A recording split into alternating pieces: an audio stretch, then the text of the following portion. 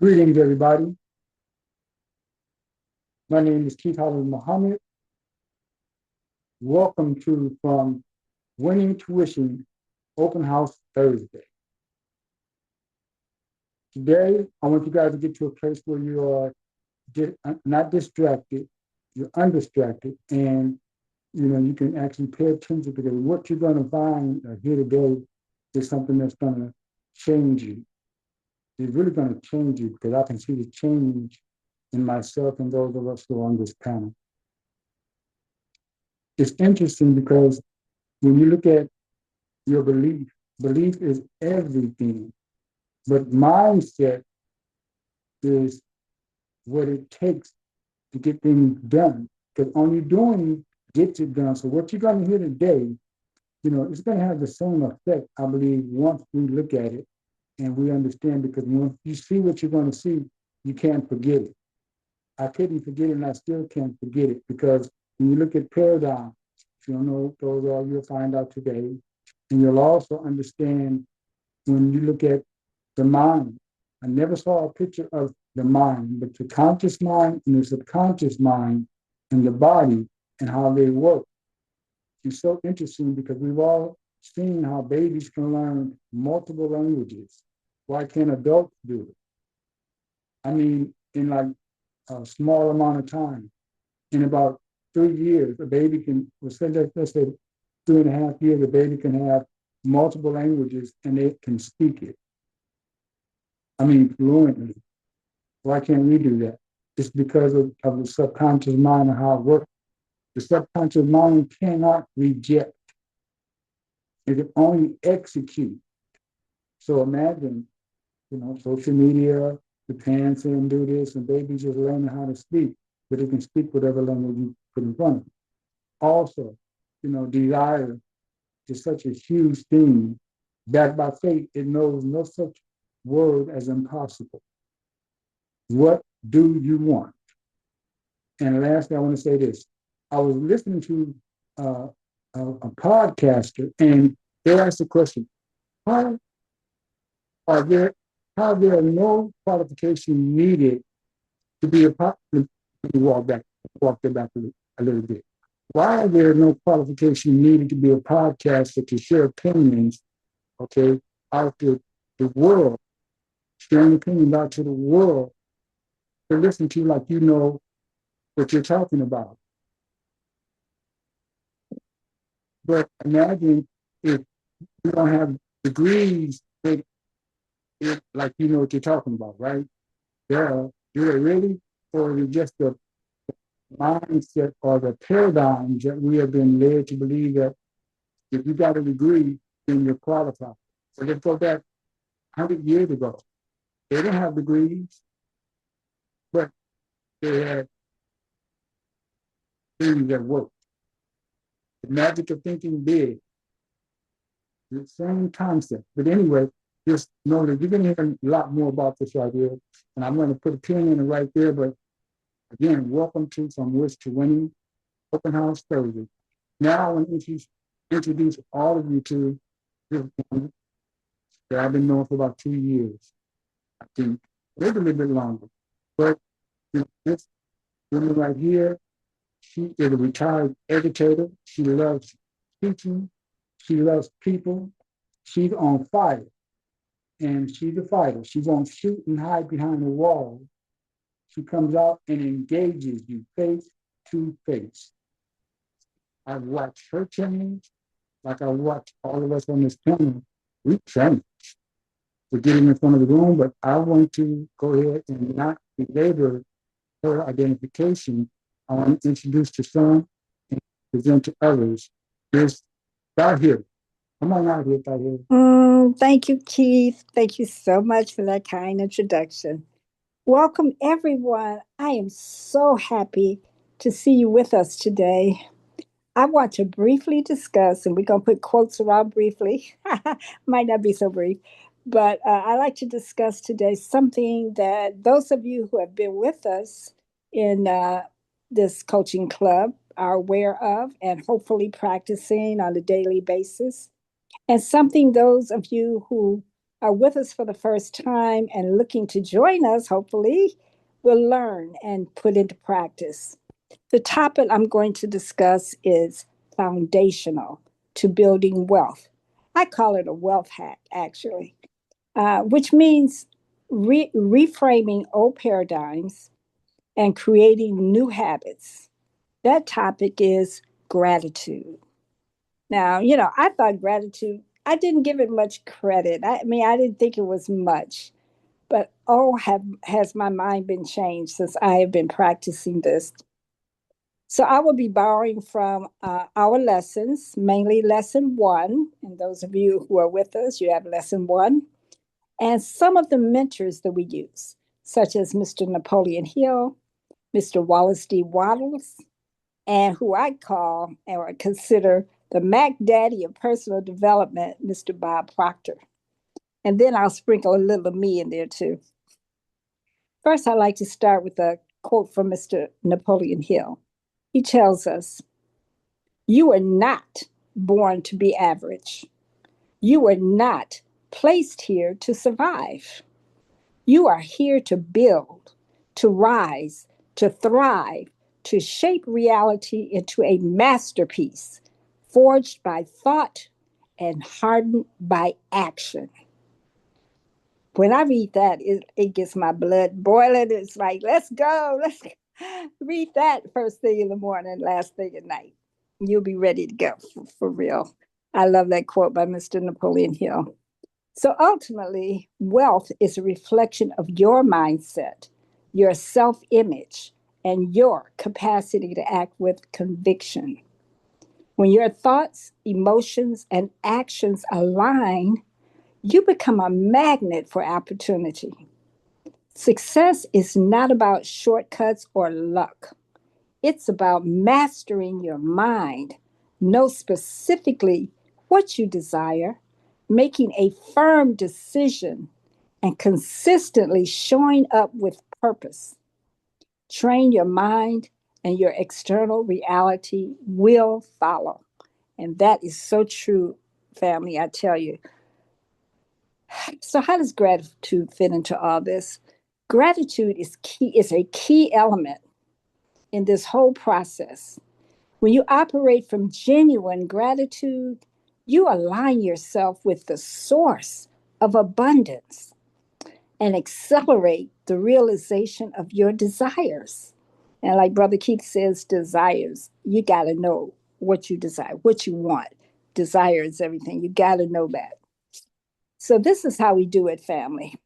Daily practice, and I mean daily practice. Start each morning by identifying 10 things you are grateful for. Do the same thing before you retire for the night. This practice sharpens your awareness and aligns your mindset for growth. It also creates a good habit and strengthens your self discipline. How many years have I worked on self discipline and didn't put a dent in it? But I've been doing these gratitudes for about 2 months now, and I'm so disciplined, I don't even recognize myself. So, anyway, Mr. Bob Proctor shares with us how to write gratitude. Gratitude writing isn't complicated, he says. The key is consistency, clarity, and feeling the emotion behind what you write.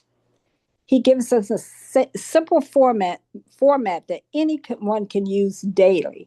And daily is the consistency, is the key. We do this daily.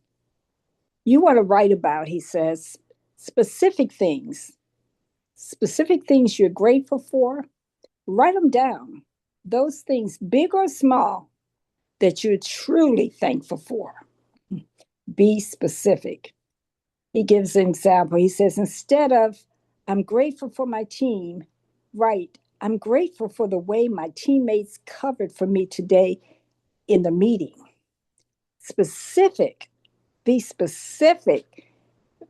Things that you really want. Write things that you really want, but haven't manifested yet.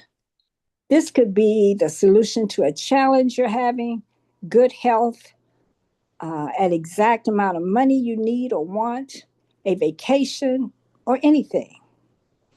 And he says, write one challenge you're grateful for. And I'm like, how do you write? How are you grateful for a challenge? But anyway, he says this builds resilience. It shifts your perspective to see growth in the hard stuff. So when you can see growth in the hard stuff, and that's what writing your gratitudes does. When you write down a challenge that you're having in your life, and you write down something you're grateful for that challenge, that's working on changing your mindset, and it's giving you growth even around the hard stuff, looking at it differently and appreciating it. The example he gives, he says, I'm grateful for the delay in my project. It's forcing me to slow down and rethink my approach.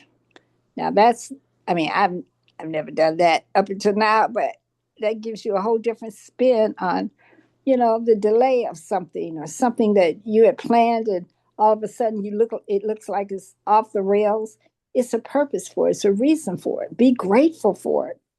That gives you a whole new perspective on things that go awry. Mr. Proctor says, write these things down on a gratitude sheet. And we all got the gratitude sheet in our resources, and I'll show a picture of it a little later. But on your gratitude sheet, there's space for 10 items. You should fill one out in the morning when you first get up and one in the evening before you go to bed. Start by saying, I'm so happy and grateful. Similar to affirmations, you want to ensure you write about what you want and not about what you don't want. Many of us, if you ask somebody what they want, they can tell you in a minute what they don't want, but they really have to think about what they want. So we have to just check ourselves and make sure we're writing down things that we want and not things that we don't want. So instead of I'm grateful for I'm grateful that my problem is solved. Try I'm grateful for the solution to my legal issue. It's happening just as I imagined it. So just frame things. You'll be amazed at what it does for you. Mr. Proctor goes on to tell us how you benefit from doing these gratitudes every day. He says the science and stories behind gratitude. I'm sorry. He says the science and stories behind gratitude sharpens your awareness and aligns your habits. I'm sorry.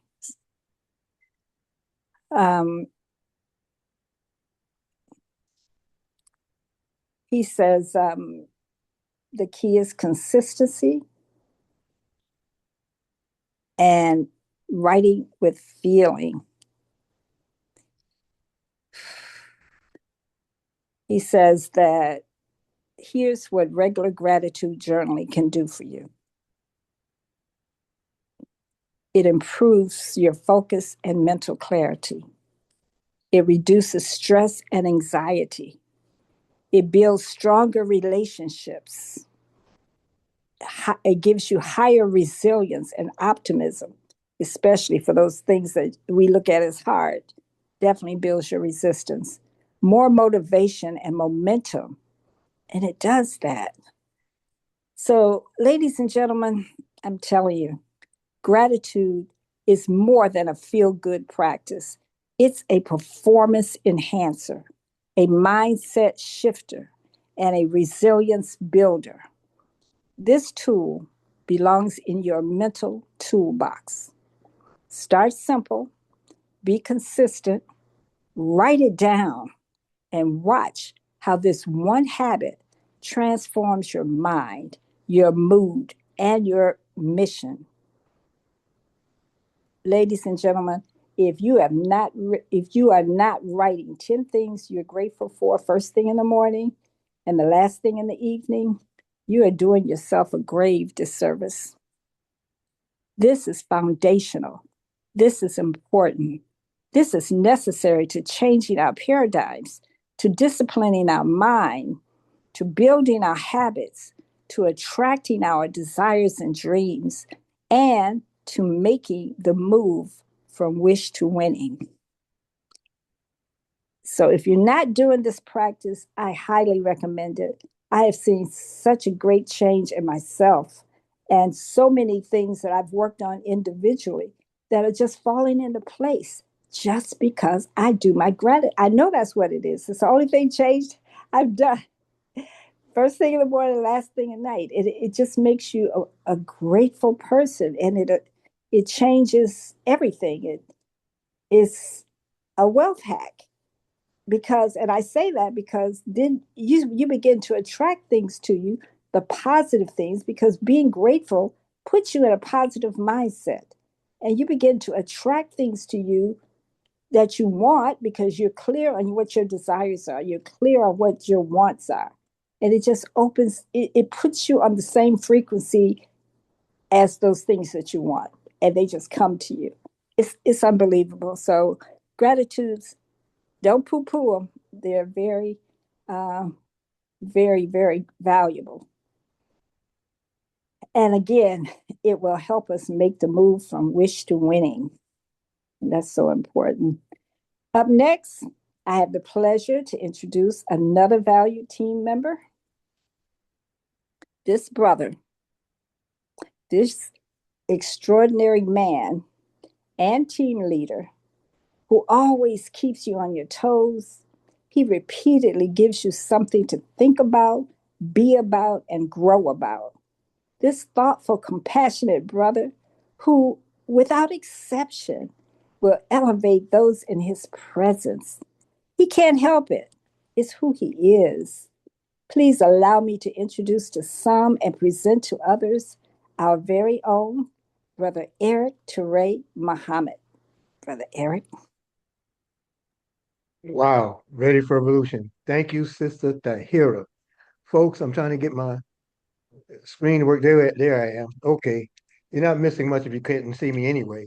But uh, I'm so grateful to what was shared here to the point that I really want to open up the floor and stay here for a minute before we go into uh, what I intend to share. We will do some slides to tweak some idea, and I'm going to make sure that everyone has the ability to unmute. We had Sister Jazzy with us, who call dropped. She's in Japan, has been there all this week, and she was very excited to share and present to us this evening. However, it just didn't work out for her. In fact, Jazzy is 13 hours ahead of us. So where it's Thursday for us, it's Friday where she is. And we were looking forward to hearing from her and her partners and colleagues there. And I'm sure we will at some point soon. But I want to stay here for a second. I want to start with our presenters first to go back to the notion of gratitude. Sister Tahira did an amazing job in Yes.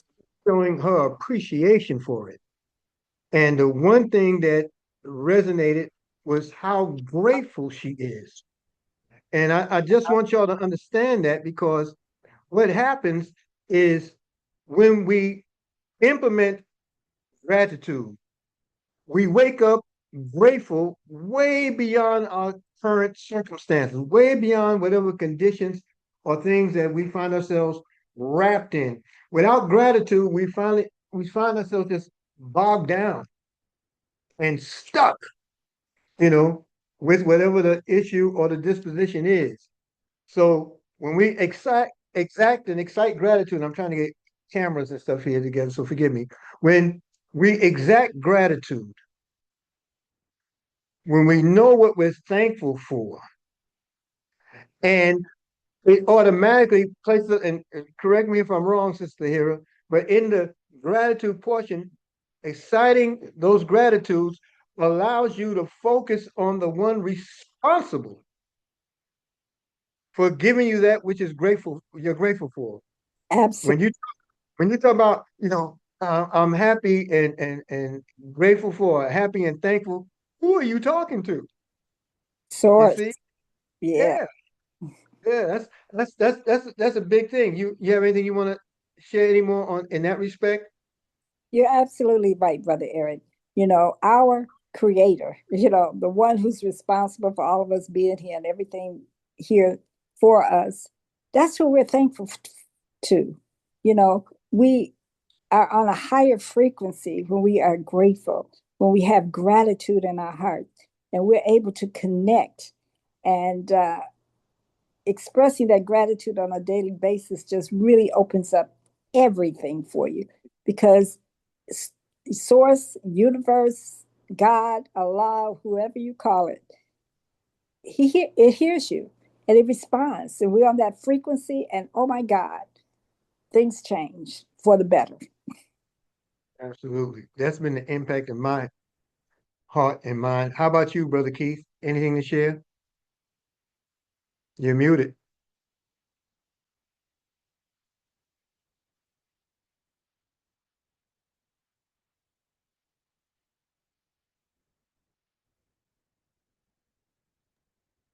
You There you know, go. Yes, sir. I would just have to just control everything that I hear and you are actually sharing with us. Being grateful to Almighty is something that we all should always do because when you're grateful for every and anything that comes, it makes you better. The pain or that saying that you, without you said it, but the way that you look at things, she would say, you change the way you look at things that you look at change. It's the same way when you're grateful for their failure. If you look at it as failure, if you're grateful for that failure, then that failure can turn into the opposite of failure, excellence. But it's how we look at it. And are we Mhm. grateful that you didn't say take first place? It helped you to get better, to get ready uh, forward. So next time that event came about, was successful. So it's always how we look at it. Sometimes, you're not meant to be first because that person that was first was in a car crash. And if you had been first, it would have been you. Now, those are not Right. good examples, not a great example, but I'm saying sometimes when we look at things, how we see them, they change. So we have to be grateful for all the things that come our way. And being grateful, having gratitude, it says a lot about us, it says a lot about our character, it says a lot about the whole way we're looking at everything that life gives us. Life is always going to be life.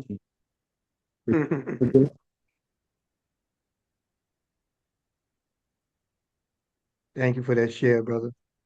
Can you all see the screen, family? Yes. Okay.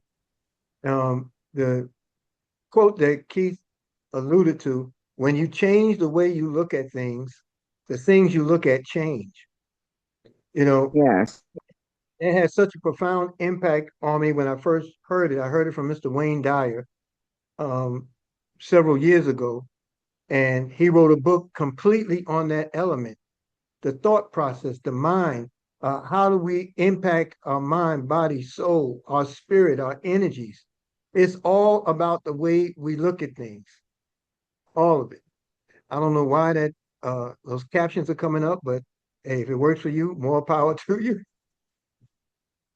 Anyone have anything they'd like to add before I move on to the different slides that we will be discussing? All right. When you permit your present results to control your thoughts, your income cannot improve.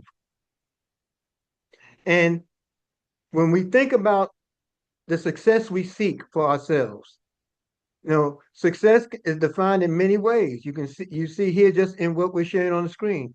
Some is just straight out happiness. Others, freedom from fear, achievement of a person's dreams, the ability to help others, self-respect. We're talking about that which gives us completion, that which gives us wholeness, and that what makes us Um, well, completion and whole, I guess that's really what it covers, all those things. For every individual is different, but it sure works. Some folks like guiding, some folks like winning, some people like financial strength. Whatever your particular route or way uh, as it relates to success, that's your way. But most of us have not positioned ourselves to find our way. Success starts not with money. It doesn't start with talent. It doesn't start with luck, but with that one powerful force known as belief. Belief is everything. And you feed the belief with faith. We had a discussion this morning on our huddle, and we talked about Dr. Isan Muhammad talked about how she's adopted the philosophy, I call it, but it's really the affirmation, not fake it till you make it. No, that doesn't give you any power. That leaves you in a world of lack. It's faithing it. Faith it till you make it.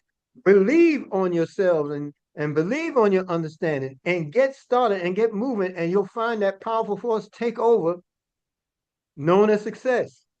It doesn't start with money, it doesn't start with talent or luck, but with that one powerful force, belief. Now, in order to enact any of this, there's a lot of things that are on our plate that distract us. And we just get it off of our plate. When you remove items, you make room for others. That's a universal law. It's a law of the vacuum law of prosperity. Nature abhors, hates uh, gaps. It doesn't allow for it. So the vacuum law of prosperity is a principle of manifestation and personal growth, stating that you must first release what you no longer want or need to create space for what you do desire. So whatever you don't want, whatever you don't need, you have to be honest. We have to be honest with ourselves and move it away from our agenda, because it serves no purpose other than feeding a habitual behavior we have no control over. However, when you remove it and feed your mind with that which you are intentional about, purposeful about, then what happens is it replaces it, because it is based on the idea that nature abhors a vacuum.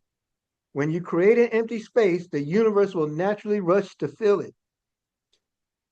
Now, this might shock and offend some of us, because I know we want to be in this particular category, but there are elements of it that we haven't been quite honest about. Does the average person think? And the truth of the matter is no. Matter of fact, this gentleman, George Bernard Shaw, said 2% of the people think. 3% of the people think they think. Did y'all hear that?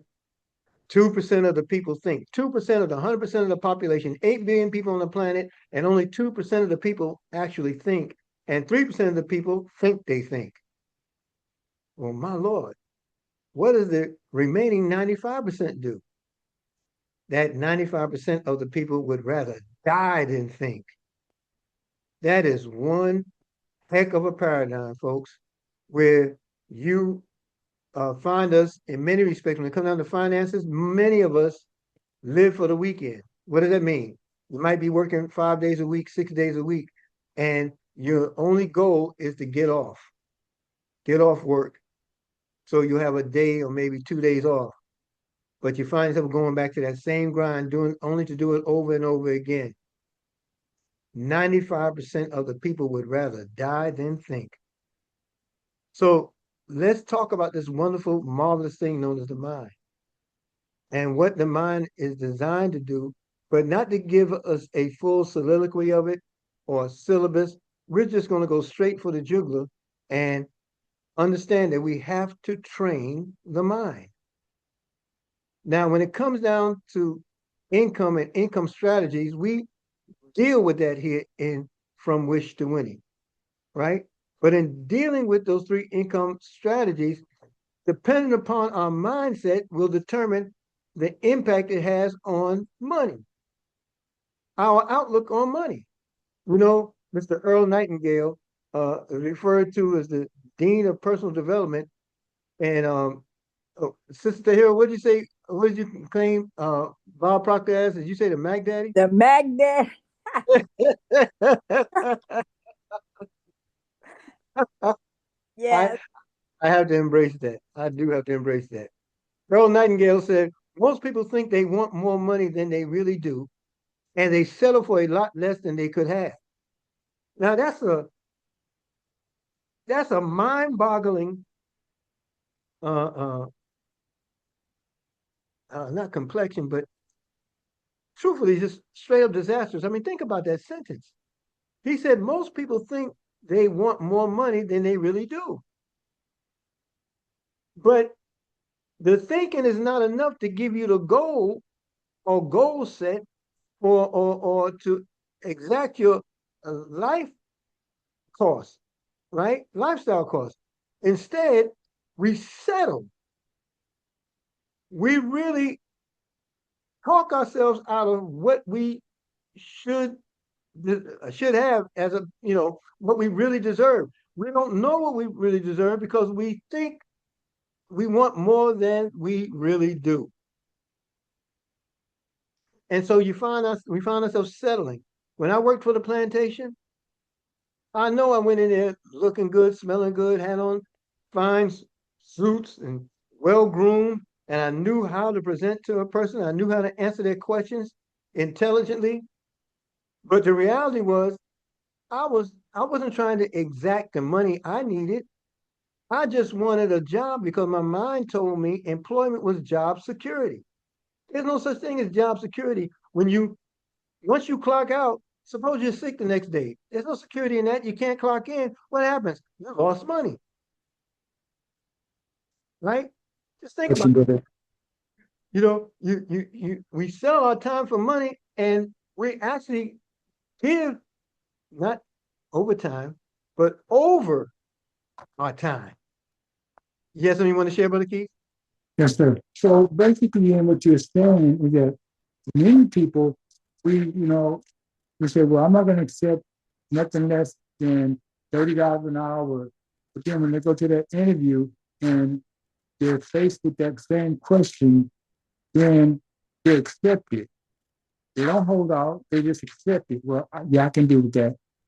Is that what you're basically saying? Most people, when you say most people think they want more Yeah, than that's they a good example. That's a great example of that. You know, I walked into jobs where I should have been earning 300,000 a year and came away with 71, 72,000, 94,000 on paper, right?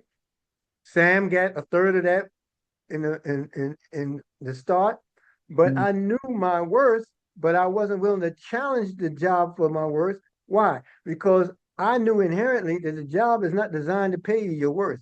The job will only pay you for what they want you to do. Right? But that's not the whole Brother Eric. So yes, most people think they want more money than they really do. And when I go into those jobs at the time, we really only go into it out of desperation. That's what we're looking for. Go ahead, Ms. Clark. Good afternoon. Thank you for acknowledging my hand. You are absolutely positively right. I have been in those situations where I said, I'm not going to take any less than 90,000 a year, right? And when they put it on paper, they tell you that your salary plus the benefits equals that amount. And I left that interview accepting it, but deep in my heart, I didn't believe what they were saying, but I accepted it because I said, well, what if I'm wrong and they're right? And what ended up happening, I gave more of myself than I should have. I feel like I do that though in a lot of relationships. I give more of myself than I need to because we're going back to gratitude. I did have something to share on that. Even though I do my gratitude every day without being told, how to do it, when to do it. I do it because that's the way that I was raised to do it. My mother taught me, and my grandmother taught me. They always taught me to be thankful. The Bible teaches me be thankful in all things, even if it's a tough situation. Know and believe that you will get out of the tough situation. It's only for a season. You will Come on. get through it. But even in getting through the difficult situations, it's hard sometimes, but I still have to remind myself I'm grateful. I'm grateful. Thank you, God, for this situation because it's showing who you are, not who I am. Mhm. Great share. Great share. Mr. Lorenzo Muhammad.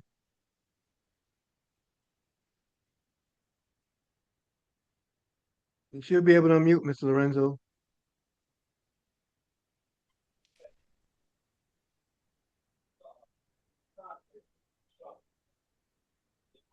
If you're talking, it's real faint.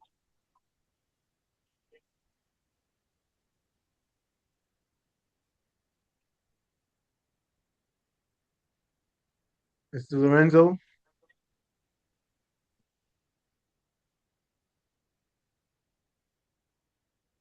All right, we'll be sure to come back to you. Okay, I see you unmuted again, but I don't hear you. Can you hear me? Yes, sir. Can hear you now. Okay. I know what happened. Um, in that context, a job will never pay you what you're worth. Right. So you have to make a decision what you're willing to accept. I recently had um I guess it was an interview. I thought it was supposed to be sit down with a scope of work. Uh, them telling me a scope of work, but it turned it into an interview. And I end up telling them, and that's why I say you got to make a decision on if you're gonna uh if you're gonna work hourly. I told them, I said, it has to be worth my time. Right. And I put a figure out there that would make it worth my time for the duration of the scope of work that they were talking about. They was talking about a 3 to 6 month contract. Mhm. But I initially told them I was like, I prefer to do a 1099. And they was asking me to spruce up a resume. I was like, I really haven't used a resume in a long time. Your resume is And your work. I'm sorry to hear you. Your resume is your work. That's right. Exactly. That's right. What you're known for. Exactly. So I had to tell them, I was like, that what you see on the resume, and I probably shouldn't have did it. Um, I said that company, Global Dynamics Communication, that you see on my resume that I work for, no, that's me. That's I work for myself, and I'm telling you that it has to be worth my time in order to me to be able to take a contract. It has to be worth my time, and then we discussed that. And after, as we went on further in the conversation, I guess they understood what they was dealing with, and they said, "Well, I don't think this is going to work because it don't seem like you're not sure what you." I was like, "No, I'm quite sure I'm qualified for the job, but I don't know if I want to do that which you're asking me to do." And I was quite frank. Mhm. And then speaking of frank, I talked to the recruiting guy, and I was like, don't waste my time like that. I mean, I don't know what he was looking for. My my quote unquote resume speaks for itself. I told him what I do, and I explained it. I thought quite thoroughly. They called me a number of times, and so that in my mind created a opinion that they desired somebody to be able to do that. But my point is, always value yourself. They would never pay you what you're worth. And you just have to make a decision on what you're going to do if you decide to take a job on what your time is worth to you. I'll just leave it at that, brother Eric. Thank you for Absolutely. allowing me to speak, brother. Man, great share. Thank you. And thank you, Sister Dorcas. Now, let's look at that element of time. How much more valuable is your time? When you look at what's on the screen, you'll see that 96%, let me go here, 96% of the people sell their time for money. Our time is valuable. It's an asset, but who values it is the real question. Because if you're willing to give it up, there's somebody willing to take it. And if you're willing to sell your time for a pittance where you think it's money, it is in definition, but not in reality. 96% of the population sells their time, which is the greatest of all the assets, for money. But we have to move from that M1 level to the M2 level. The M2 level is when you put money to work. You get your money and you make your money make money. You give your money a job. And as I'm made to say often, if you have to work today in 2026, it's because your money's unemployed. Your money needs to be gainfully employed, folks. You need to put it to work. We have situations, we have opportunities, we have operations, we have measures that we take as wealth builders, and the crux of them all, to the points made by Ms. Dawkins as well as Mr. Lorenzo, is that you have to put yourself in a position where it pays for you yourself. Your money, whatever you invest in, whatever you join on to, it must be a situation that whatever the opportunity or operation is, it must pay for itself. You purchase a car today, how does that car pay for its note? You purchase a building today, a home, how do you divide that home so that it pays you for having it? And the 1%, this is the key to it all, folks. Wealth is built on not just money, making money for you, but multiple sources of income or multiple sources of money over time. Over time. Now, why do I put it over time? Time is the asset, and you're putting the value of income to work. That's what the wealthy do. 1% of the world's population controls 96% of the wealth. Did y'all hear that? 1% of the population controls 96% of the wealth. Because in selling time for money, the product there are the people. When you have money making money, the product there in M2 are the assets. When you have multiple assets working in conjunction and on your behalf, over time, you will build. When it says over time, that means, as they continue to work and grow, they're going to come in with different amounts of income. They're going to come in with different asset levels. They're going to come with different asset qualifications. But what's going to happen over time, they're all going to add up to the M3 model. And we will no longer find ourselves thinking like Earl Nightingale described. Most people think they want more money than they really do, and they settle for a lot less than they could have. Here is a quite difference. We know that we're not settling. We know we're building an inheritance for our children's children. Go ahead, Ms. Dawkins. Brother Eric, I had to chime back in. Brother Lorenzo brought me back out when he said he thought he was going to be discussing a scope of work, and it ended up being an interview. I have been in those discussions with people who I was and I'm going to have to use the word interviewing very, very loosely. I met with subcontractors. We were supposed to be going over their scope of work on a project. And really, the way I was diving into the questions, it ended up being an interview. But ultimately, I'm going to have to say I prevailed, because if they weren't talking the same thing that was on that paper that they gave me on past projects, I didn't hire them I did not award them the project.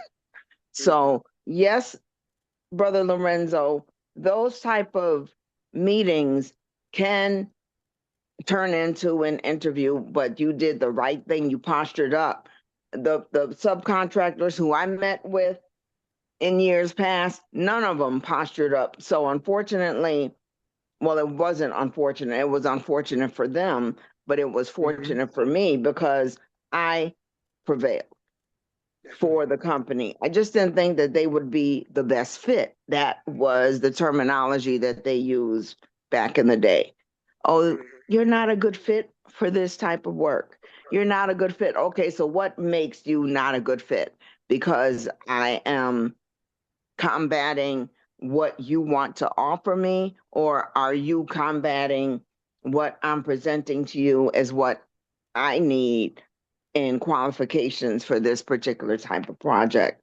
See, I had a lot of people, well, not a lot, but when you have to answer to powers that be that are bigger than you in order to keep your low paying job that you think is a high paying job because they wanted you to think that. Oh my goodness, it was just crazy. Brother Lorenzo, you got me reeling. Why did you have to go there? You brought me back to days that I have left over a decade ago. Now here I am remembering the years in the past. Thank you. Thank Appreciate you. the platform. Thank you. We appreciate you. Folks, let's look at why we go back there, because it's about taking charge of our minds, taking charge of the paradigm, which is nothing short of a habitual behavior, and tackling it as such. See, this is a picture of the mind on your right. This was put together in the 30s by Dr. Thomas Fleet. He was a wellness uh, and coach and healer. He was a chiropractor by profession, but he sought Thurman Fleet, and he sought natural remedies to heal the body. And in a discussion, he said, "Isn't it something how people can see, talk about their mind, but can't see their mind? They've never seen a picture or image of the mind." Well, I'm going to illustrate something that will show you what the mind actually looks like and how it works. So, in your mind here, he drew a line through the larger portion of the circle. He drew a line in between, and you see the head or the mind is connected by neck to the body. So in the upper portion of the mind is your conscious mind, that limited activity of time that has a clock ticking. And the goal of the subconscious mind is to make, the conscious mind is to make the subconscious aware of conscious activity. So with that goal in place, now you're operating as one mind, and then the body moves out on that which the mind has come together to decide. Well, it's a decision, as Brother Lorenzo said. It was a decision that he made where it had to be worth his time. Well, his intellect determined, calculated what would make it worth his time. The subconscious pulled it all together, and he was able to articulate and address it to the point that he was very satisfied leaving, knowing that he didn't become someone's slave. This idea was from Mr. Thurman Fleet, was given to us, introduced to us by Mr. Bob Proctor. And Mr. Bob Proctor said this is the most valuable idea that he had ever learned. Because when you're born into the world, I see some of y'all cute ones here on the screen. When you're born into the world, everything that is happening in the baby's environment is going directly into the baby's subconscious mind. Why? Because there's no intellect developed there. They absorb the environment around them. That environment creates the self-image, and if we don't actively engage ourselves to change it by the age of 5, then more than likely we're stuck with that self-image that of habitual behavior the remainder of our lives. So the goal here is to get past surface thinking or get past surface and current results as a result of not thinking. See, you have five senses here: see, hear, smell, taste, and touch, and they operate in the now. So if you have nothing of intellect feeding the conscience, then it only reacts physically to those senses, and it gives nothing to the subconscious to work with to give body direction. We have to change that. We have to get out of this living in present results. The paradigm is in charge of the thoughts they do have, but who controls the paradigm? Who controls the paradigm, folks? We teach it. We help you to embrace it through things that we do daily, Monday through Friday, 9 a.m. Eastern. We invite all of you to join us back on the same platform on the Believers Huddle. The Believers Huddle is designed to prick the consciousness of people to help us develop a roadway and a path by which we can grow into our disciplines. Now, remember at the beginning, I showed you what success looked like animated, those things that people define as success. We opened up this platform welcoming you to Wish to Winning. This is the other way by which we do it, and it's very focused, very concentrated, very purposeful. From Wish to Winning Coaching Club, we have a current offer for 13 months, a $97, one-time $97 for 13 months, provide you from Wish to Winning Coaching Club offers, such as video. So, oh, she's there. Jazzy, can you unmute again? Yes, I can unmute. Unmute. All right, wonderful. We're going to come back to you when I finish this segment of it because we want to hear from you there in Japan. Our sister Jazzy's here, folks. So, from Wish to Winning Coaching Club, 13 months for $97. You get video, audio training, workbooks, one-on-one sessions are provided, group chats, and special event access. 13 months. That's a month past a year. That's a baker's dozen, right? And it's only $97. You can send an email to a message club13 to the wealthminister at gmail.com, or you can call us at the number you see highlighted on the screen, 678-272-1927, extension 800. Leave your name, your interest, and one of our from Wish to Winning Coaching Club team members will get back to you on it. This is how we do it. Now, I would like very much to give way to our sister and friend there in Japan. She's going to tell us what portion of part of Japan she's in. We're very excited that she was able to get back. She was fighting those digi-monsters. They didn't want to show any love. Folks, let us welcome and receive Sister Lajeen Jazzy Muhammad. Greetings, Sister Jazzy. Assalamualaikum. Wow, Greetings to you. Greetings, family. I'm excited about this because it took some work to get to this place, and it's exactly what we're talking about. So um I was listening. I couldn't get in, but I was listening. And it started off with gratitude. Sister Sahara was saying you got to be grateful. Yes. But if you don't know what it is that you're grateful for, it's hard to be grateful. So I'm going to go back to the paradigm that we're talking about.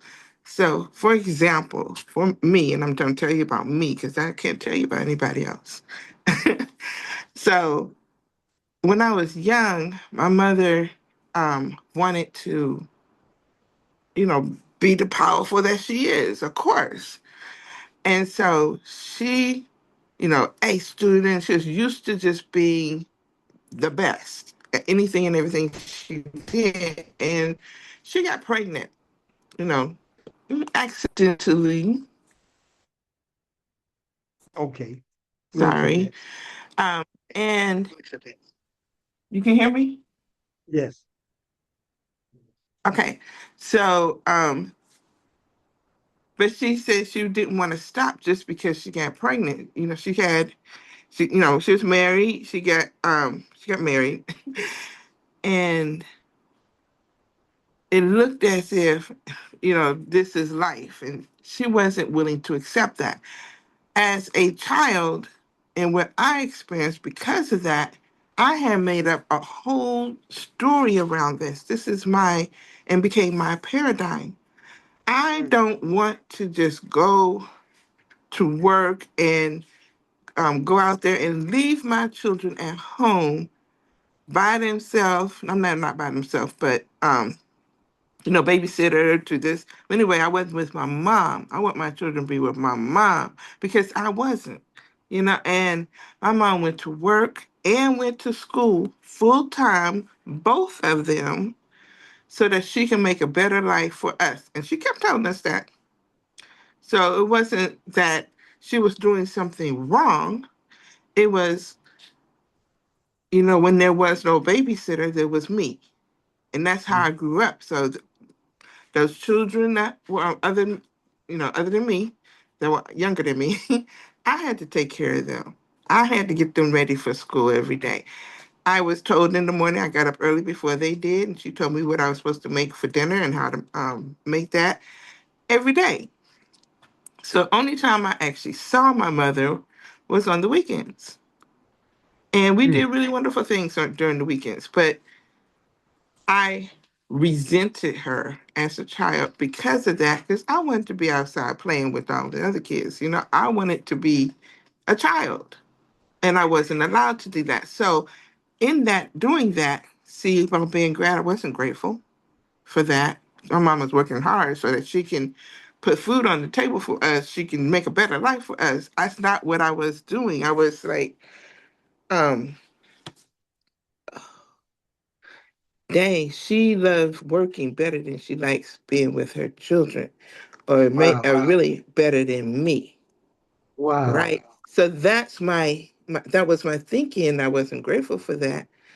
But as I grew up, and I'm now the mother, I stayed home with my children. I did homeschooling with my children. They were with me, so that they know that they are loved, so that they know that um, Mama's here for you.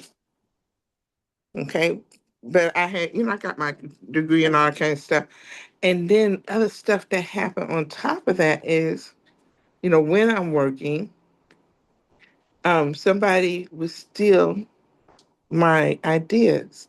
I would write it all down and stuff. I made books. I created books for the children to learn. My own book, because what they were using was inferior compared Hmm. to what it is that I was teaching. In that, God was working through me. I knew this. I was in that space, and I was very grateful for that.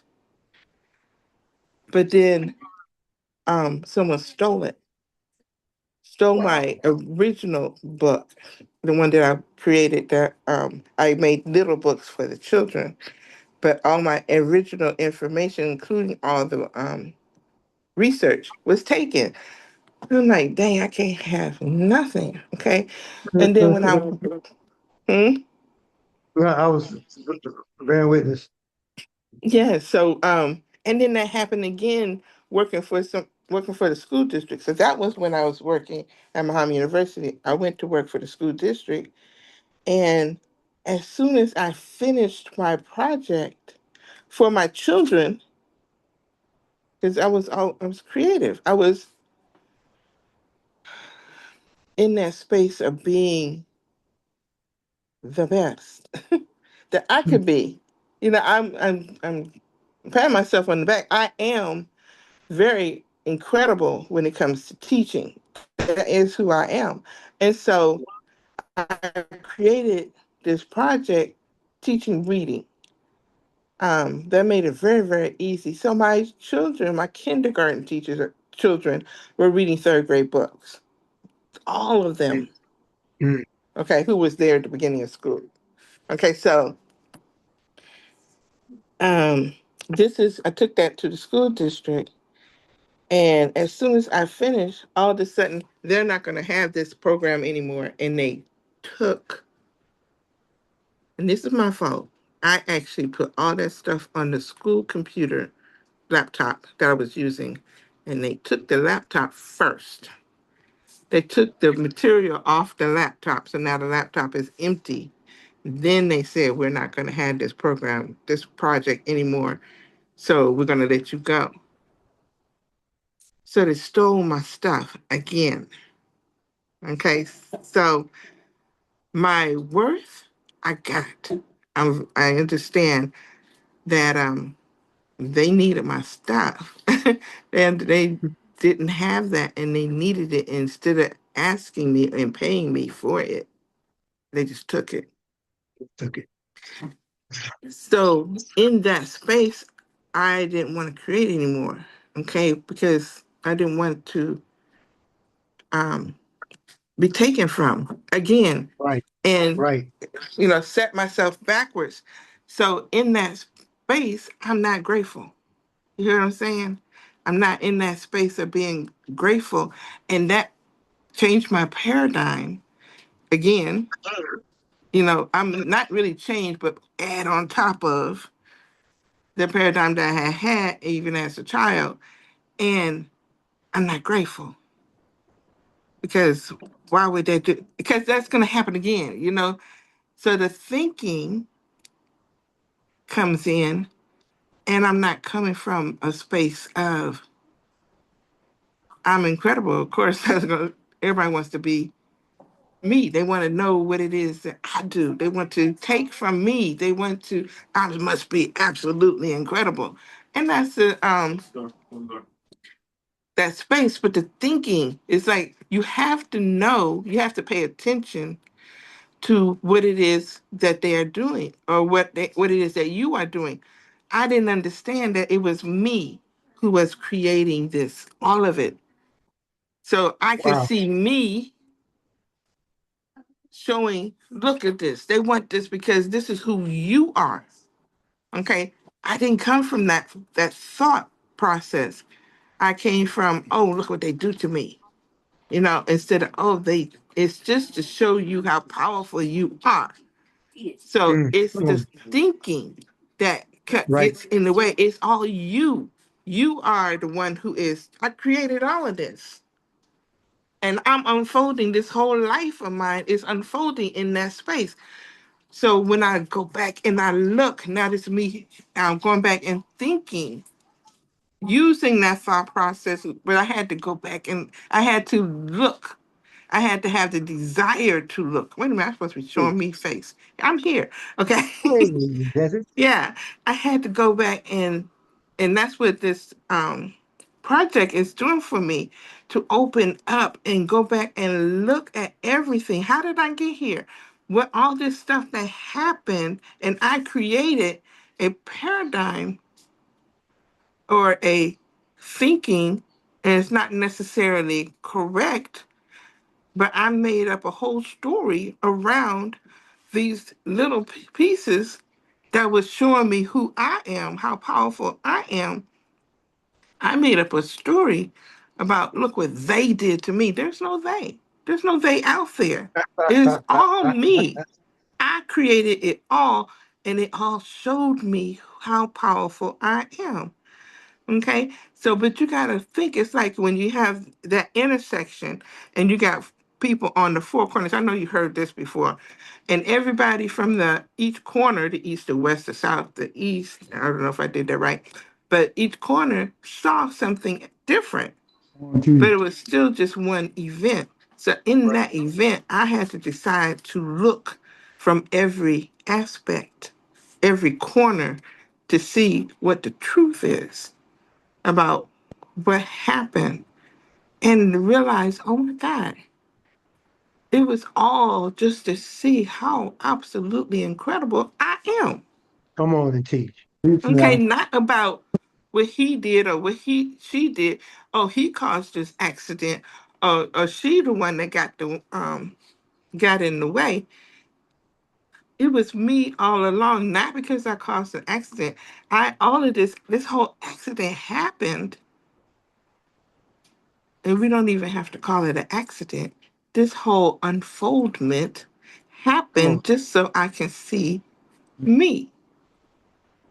Okay, so then it comes back, okay, so now we get the opportunity to stop and think, which we don't usually do. We just take it out, take um that it was an accident and I didn't do it. I that one over there did that, and you blame and all of that, and you take that in and you make this paradigm, and then you Yeah. make decisions because of the paradigm, which was never ever the actual truth. Mhm. Because it's all about you and it's always for your good. Mm. Always for you to see how powerful you are, coming from that space of, Yeah. wait a minute, I too, God breathed breath into me so I can see me. Who Indeed. are you? Okay, so I love this. I love this program. I love the unfoldment. I love I'm gonna go back to my mom, because I mean she's a goddess. Okay. The way that she showed up, and we end up staying in a beautiful home that she owned. Okay.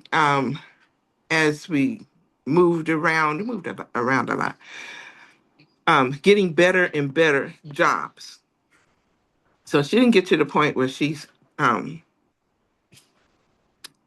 she's the has her own business and stuff like that, but she valued her. She knew from the beginning who she was, and so she kept moving. And they wanted her because of how powerful she was. Computer analyst, data entry, all that kind of stuff, better and better. Each time we moved, each time she got a new job, her resume was incredible. Okay, um, from where she started. But for me, I didn't start from I think I'm incredible. I started from I don't think anybody cares about me. I don't think anybody loves me, because she was growing with and I felt neglected. Okay. And so I had to come from a very deep space to get to the point where I can actually think. I wasn't thinking. I was reacting. I was um, responding to pain. And I Yeah. think that's where a lot of us start, and coming up out of childhood, because things happen, and we're not trained. We're not Most of us are not taught to think from that space. We're not taught to think at all. So all we Right. do is respond to pain, or respond to whatever is happening. If you're not having pain, you're still responding to what is happening in your life. So some people have really easy lives, so that don't mean that they're thinking. Right. Okay, they're just responding. And but there are some, and you recognize them when they come up, and um they're just a little different. Dang, you conceited. And being conceited is not a bad thing, because you loving you, which is a blessing. Okay. That's a blessing. So my whole point is, Bob Proctor, you don't think. So I want you to realize that necessarily that you're not thinking is not a put down. You're not thinking is a how we are trained. We're taught, and we follow whatever what's happening in our world, because we haven't stopped to analyze what is happening. And why is this happening? And why am I creating this?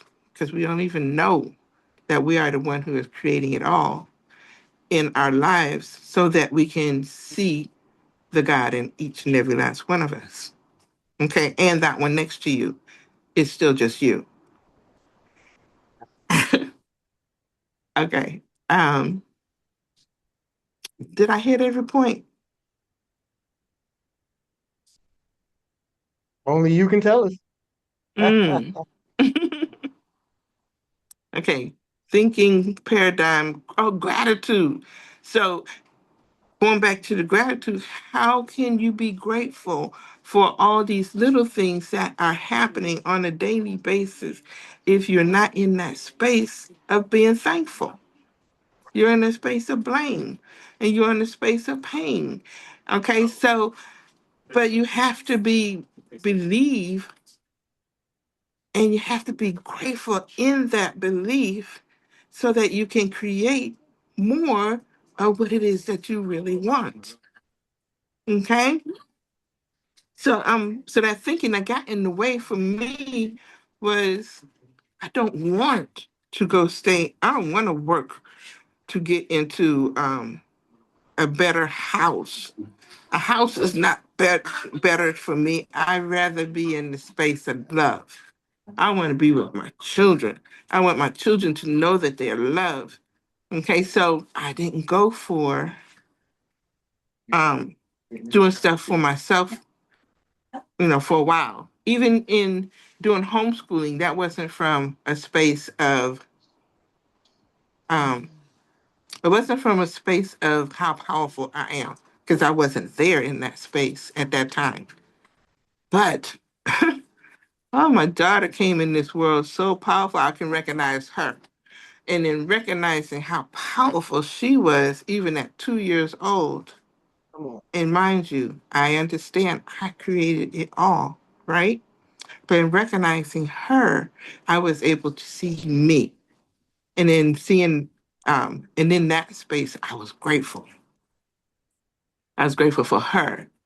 And because I got to be the homeschool teacher, I got a chance to peep me. Okay. So and that's when everything unfolded. I could, oh my gosh, she's so powerful. Wait a minute, I can see that piece of her in me. And things start to unfold for both of us. But mind you, she's two, so it did become more and more and more. She is very powerful still. And but the point is that you have to have that gratitude for what it is that's the truth of who you are, and not the reactions from the pain spots or reactions from, if there is no pain, the reactions from your viewpoint of the situation from the east corner or the south corner. But you can actually go in, think, analyze, wait a minute, what is the truth of this? And then you can be grateful. And in that gratitude, it look crazy. In that gratitude, you can create more of what it is that you want in truth. But you got to look at the paradigm so you can change them. And you can't change them if you can't see them. Come Now I'm on. complete. That was a teaching. That was worth the wait. Worth the wait. Thank you. Thank you. Thank you, Sister Jazzy. Thank you for that share. You've got to be able to see ourselves in this development. When I heard the Hero today, heard from Keith and Jazzy, for me, along with the uh, other leaders who shared today, that was big because the final analysis is it all begins with, all starts with, and all ends with you and I. We're the biggest problem we'll ever have as individuals, and we're the biggest success we'll ever have because it all boils down to us being us. Right. Folks, I'm going to table it there. There was a portion of this presentation that I was going to go into. For lack of time, I'm going to share it tomorrow on the huddle, and it's dealing with this idea of systems as opposed to just recurring incomes. We're going to show you the ebbs and flows. We're going to show you some of the failures of it, and I'm going to show us, by God's grace and permission, will show us how we must benefit from AI and artificial intelligence. So look forward to that presentation tomorrow, along with our segment from Mr. Wallace D. Waddles on the Believers Huddle. And I want to thank you all for your time and attention. This recording of today will be made available to you later in the evening.